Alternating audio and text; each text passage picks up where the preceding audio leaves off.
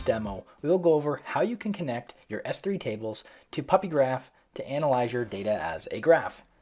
You can either do this with your existing S3 tables or follow the AWS docs to create new ones to try out this integration. The two most popular ways to run PuppyGraph are either through AWS Marketplace or on Docker. In this demo, we will use the Docker installation, which is fully documented in the docs on the PuppyGraph website. Running a single Docker run command will have you up and running with a local instance in a matter of minutes. Once deployed, you'll have full access to all the features you need to explore your data as a graph without the need for a graph database. Our S3 tables in this demo will contain data around a software use case, mainly focusing on different types of software and the fictitious people who built or know the software.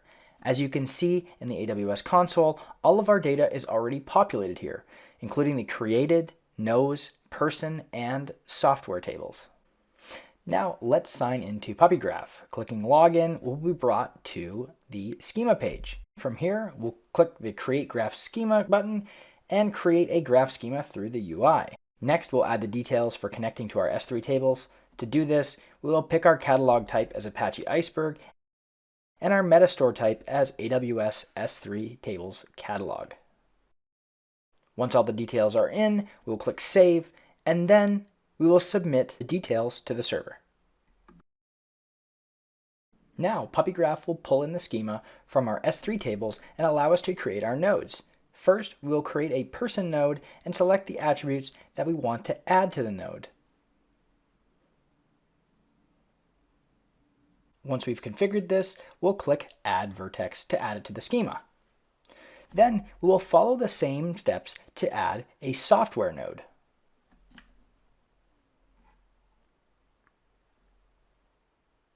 Now to connect these nodes together, we will add some edges to the schema.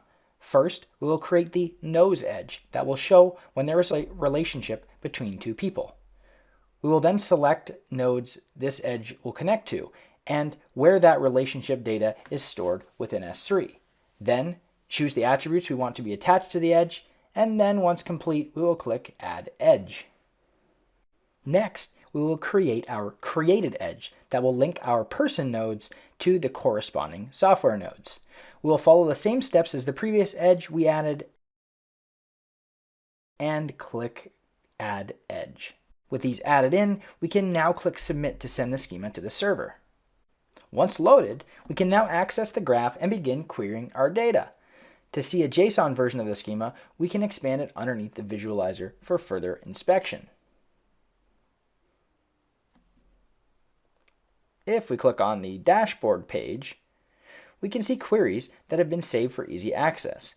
These can be displayed as a graph visualization or as a table or text as well, depending on how you want to display the data.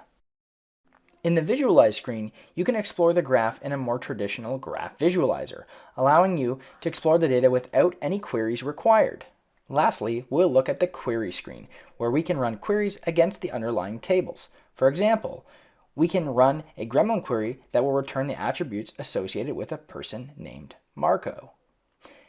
Next, we can run a cipher query displaying the results in the visualization pane on the right. Then let's run another gremlin query that finds everyone that Marco knows and the software that they have created.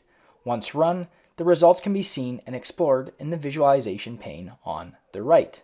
We can then flip back to cipher and run an equivalent query.